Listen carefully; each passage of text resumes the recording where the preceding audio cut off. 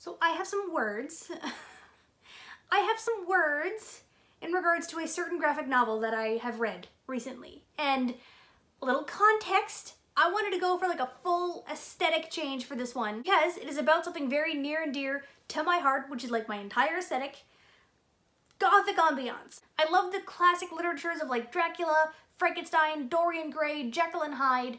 I dedicated an entire bookshelf to all of them. Like just directly behind my head is a stack of my entire collection of those ones with a few honorable mentions. I have Anne Rice in here. I have this cool old tome of like Greek myths. I also have Rosemary's Baby. I've got Lovecraft stuff. I've got The Legend of Sleepy Hollow.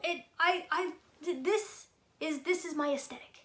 So when I discovered the TV show, Penny Dreadful, I know this is a book review channel, give me a second. When I discovered the TV show, Penny Dreadful, I instantly fell in love because it was the first time I had seen all of those beloved Gothic characters together done well. Because there's a couple of other movies I could think of, like Hugh Jackman's Van Helsing or League of Extraordinary Gentlemen. They're not great, but they tried. But Penny Dreadful hits all of those Gothic ambiance notes that you want. And it's not even 100% about just those characters. It has Dracula, it has Frankenstein, it has the monster, Frankenstein's monster in it, it has Dorian Gray, it gets Jekyll and Hyde later on. I love it so much. And it only had 3 seasons. It has werewolves too. It has werewolves. It only had 3 seasons. And the end of the 3 seasons left me wanting for more. I needed more of this world. I needed to see more of Vanessa Ives, played by Eva Green, because she is one of the best female protagonists that I could think of. I will also admit, I'm aware that the show is not perfect. Season 3 wasn't all that great. I love the first 2 seasons. Season 3 was still like perfectly fine, but you can definitely tell they were trying to wrap up a few things a little too quickly because I kind of think they had to. But that's just the feeling that I got from the show. I still loved every single moment. Even in season 3, I loved all of it. And when it ended, like I said, I wanted more. So I did some research. I got the DVDs. I have all the DVDs. I've watched the show like 4 times. I have all the DVDs. I've done research, and I found out that there are graphic novels. And I initially thought, awesome. I thought these graphic novels were going to be like short stories, maybe side stories, some maybe background character things. No. It's actually marketed as season 4. Look at this beauty. Look at this. Look at this. Calm down. And this is just the first one of the continuation. For some clarification, at the very top, it is marketed as continuing the hit TV show with 2 sequels. The last one even having Eva Green herself on the cover. All of the characters are back.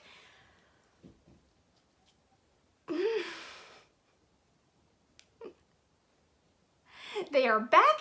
They're continuing exactly where they left off, all of them at the end of season 3. But I got scared that they tried to caveat one thing with one of my favorite characters as well, but I'll get to that in a second because they didn't. Thank God.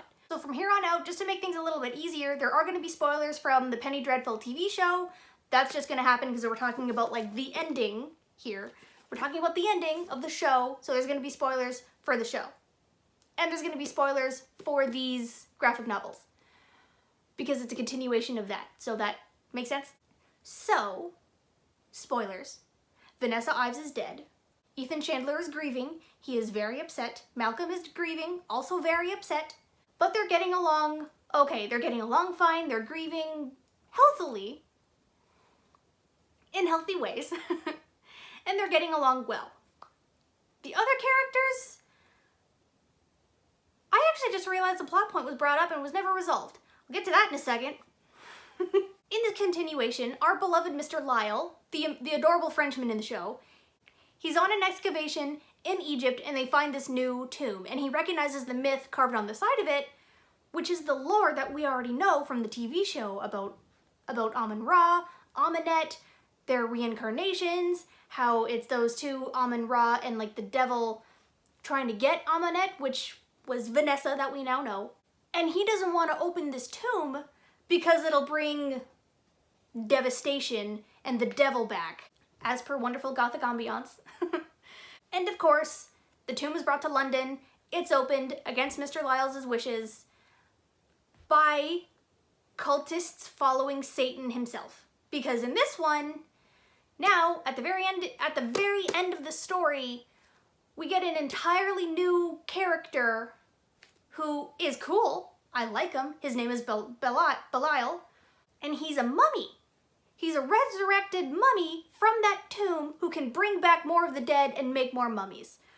Of course, with vampires, werewolves, Frankenstein's monster running around, immortal people just going about, why not have mummies? Why not have mummies? It just makes sense, right? So now we now have mummies. We now have mummies. That was fun. And this person, this mummy, Belial, he's also in love with Aminette, who is Vanessa, reincarnated, and he wanted to get his long-lost love back. So now, all of a sudden, at the very end of the story, we realize that there were 3 suitors, not just 2. Okay, fine, bit of a twist. So while Belial the mummy is doing his Lord Satan's bidding to bring back all the dead, a huge scheme has fallen down, and they bring back Vanessa's body. They reanimate her corpse with the spirit of the devil using Malcolm Murray's heart.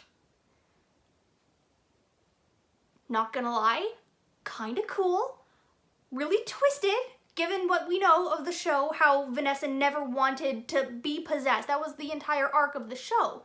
That was her entire character, how she wanted to be her own person, she wanted to be in control. She never wanted to be corrupted by Dracula and the devil. So now, her body is being walked around everywhere by the devil himself in her body. That's kind of messed up, right? It's not brought up all that often. Also, sad plot point, Malcolm Murray is now dead. I was very sad about that, and it was kind of definitely like a good shock at this time. But again, it felt lackluster because it was so fast. And that's something that was really bothering me throughout this entire graphic novel story, this ending.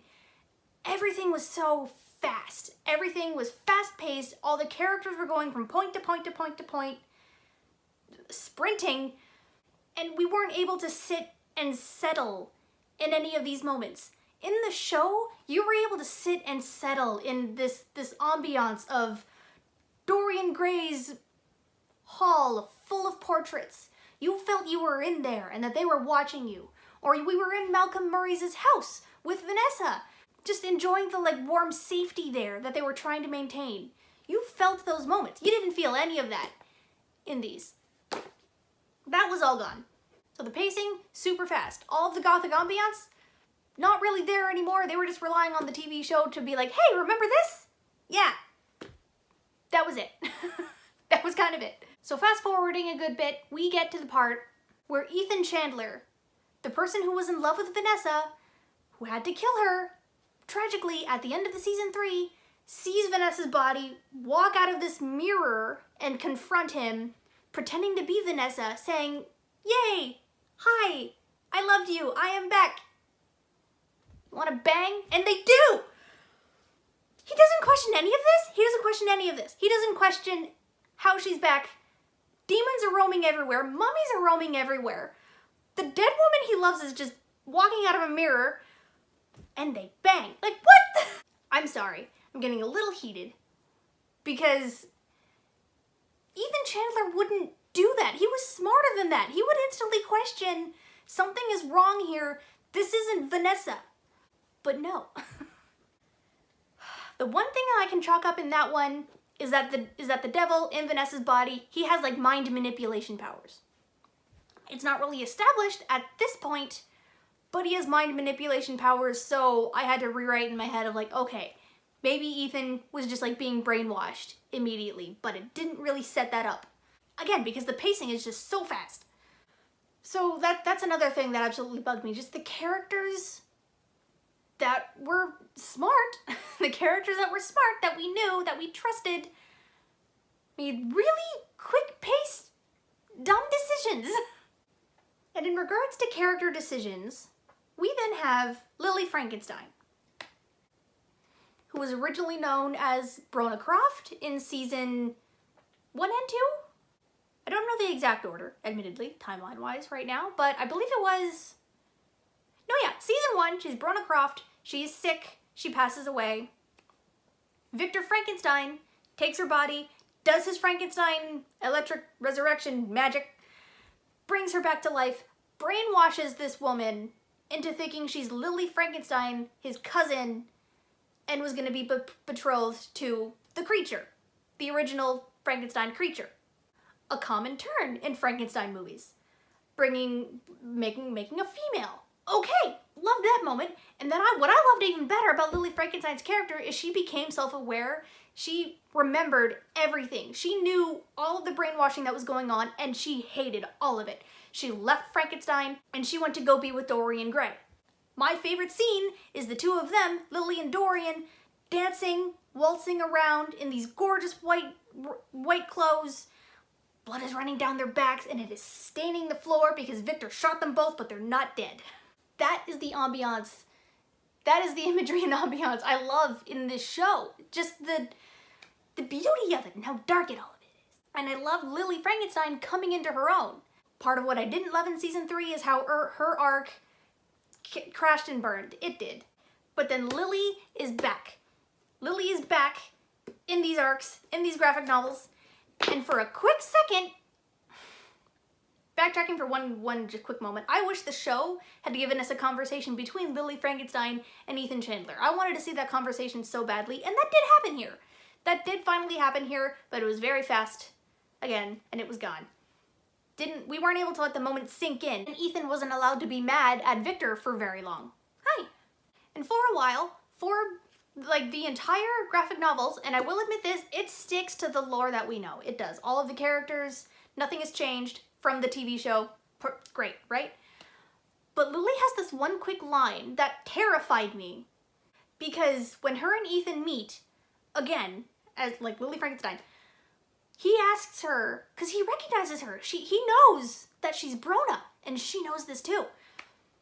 So he asks her, what is going on? How are you here too?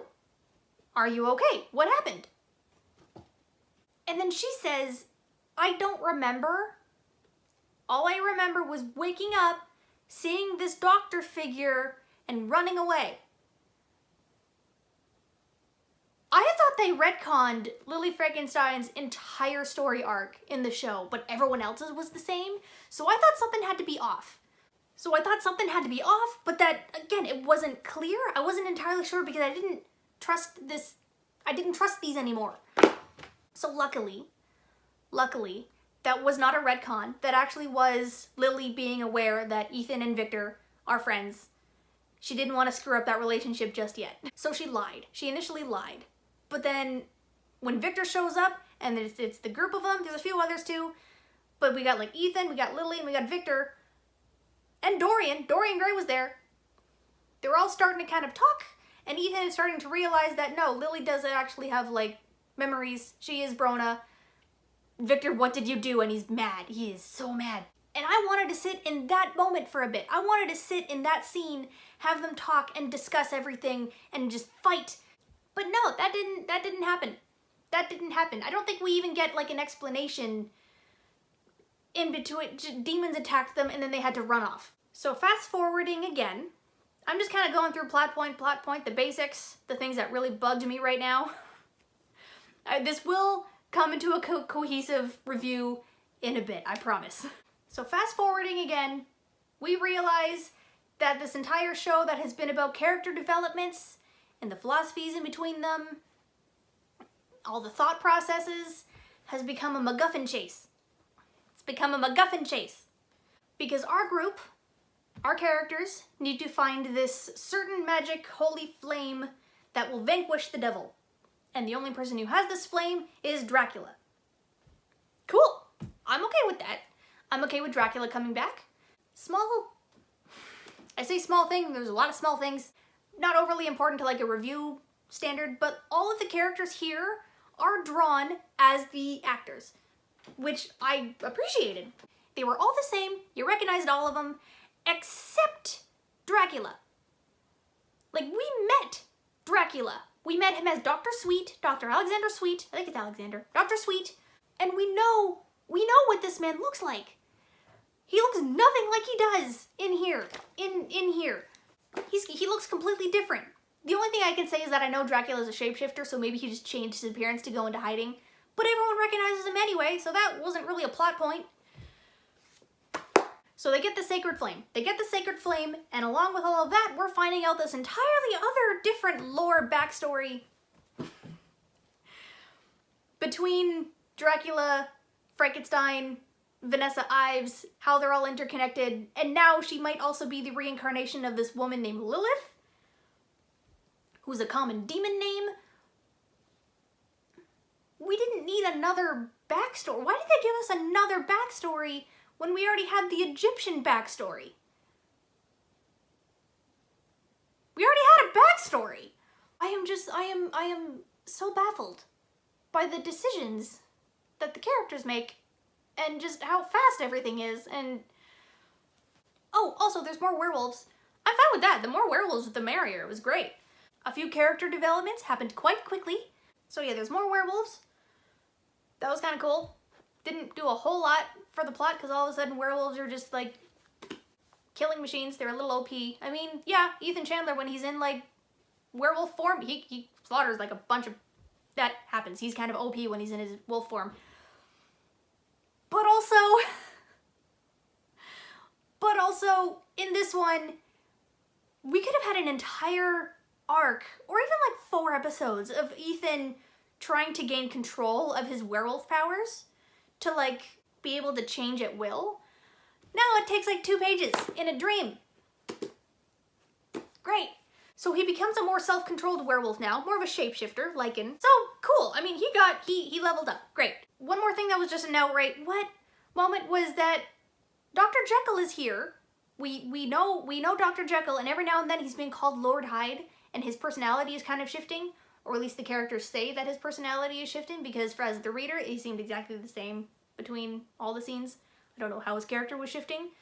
But I liked in the show, how Jekyll/Hyde kind of represented the duality of persons. How he represented the light and the dark in people. He didn't literally transform into a different person to go about his sleazy ways. That was represented in more of like the thought process, his mentality. But no, in this one, in here, at the end of it, he actually like hulks out and just gets really big and scary. And he wants to kill Lily for some reason. Also, the plot point that I mentioned was completely dropped is that he's giving Victor Frankenstein, injections. And he's always like, he's always making sure with his friend of like, you have your injections, right? I've given you your injections. Let's go make sure you have your injections. How are you with the injections? Those never come up. What were the injections? Okay. Okay, I think I've ranted enough. I think I have ranted enough. That was mostly just story plot beats that I didn't like. But honestly, this did not hold up to the quality of the show. And I get that it's an entirely different medium. It's an entirely different medium that they had to tell the story through. And I think for what they had to do, what they tried, it was a decent job. It was decent enough. It was closure in a few ways. I like what happened to Dorian. I like what happened to Dorian Gray. So there's a few plot points, few character developments, a few quick story things I was not a fan of, a few things that I was a fan of. It's like any story. But in regards to like an actual review, it's very fast-paced. We don't have the same time with the characters. Their decisions just seem dumb all of a sudden. I think that was just kind of due to the fast pace as well. We just had to get the story going. And the same gothic ambiance and slow burn of a story isn't here. Elements were added that they didn't need to be. Like the extra lore backstory, we already had a backstory. Some things were just not explained very well, like Ethan Chandler all of a sudden sleeping with the woman he knew was dead. And yeah, it was mostly the pacing. I think it was mostly the pacing that really threw me off, because I can boil down even the character decisions of like, well, they just had to make a decision now. It was just the fast pacing. Everything was on sprint. But it did provide closure, I guess. It did provide closure for a couple of things, even though I wasn't mad about season 3 of the show. I liked how season 3 ended. So overall, I think I would probably just give this like 3.5 out of like 10. Mostly because of the fast pacing. Couldn't settle in any of the scenes. But there were some things I did like. There were some elements that I did enjoy. Mostly just like character story elements. Like I said, I like what happened to Malcolm. I like what happened to Dorian Gray. Both are kind of morbid on my part, but story-wise, it kind of makes sense. I liked how those played out. I liked the idea of the devil finally coming to fruition because he was always teased in season 2, and how we really get to see his wrath alongside Dracula's wrath. Dracula's wrath in season 3, because here he's all of a sudden the nice guy who wants to help. I'm sorry, what? So yeah, I hope that was cohesive enough. If you have any questions of what I said, definitely leave it in the comments. I am more than open to talk about any of this. I'm probably gonna go back and watch the show again. And there is one more graphic novel that I have not read yet, which is actually a prequel of season 1. That's what prequel means. So I'm excited about this. I have lowered my expectations because I expect the pacing to be quite fast as well. But, I mean, hey, if it's just like one short prequel story, as opposed to a lot trying to be shoved into 3, I'm okay with that. So my expectations have been adjusted, and my review for this one might not be so sporadic. Hectic? Chaotic? I don't know. So yes, I hope that made sense. I am gonna sign off because it is getting quite late. It is also raining at the moment. Side note, it is raining. It is quite nice. I set up everything for like the ambiance that I wanted with the gothic bookshelf, Edgar on the side there, and just, it's even raining. That suits the aesthetic.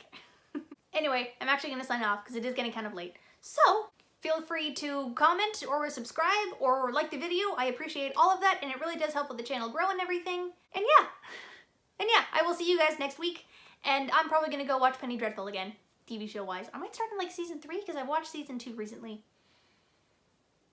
Yeah, I'll start in there. Bye guys.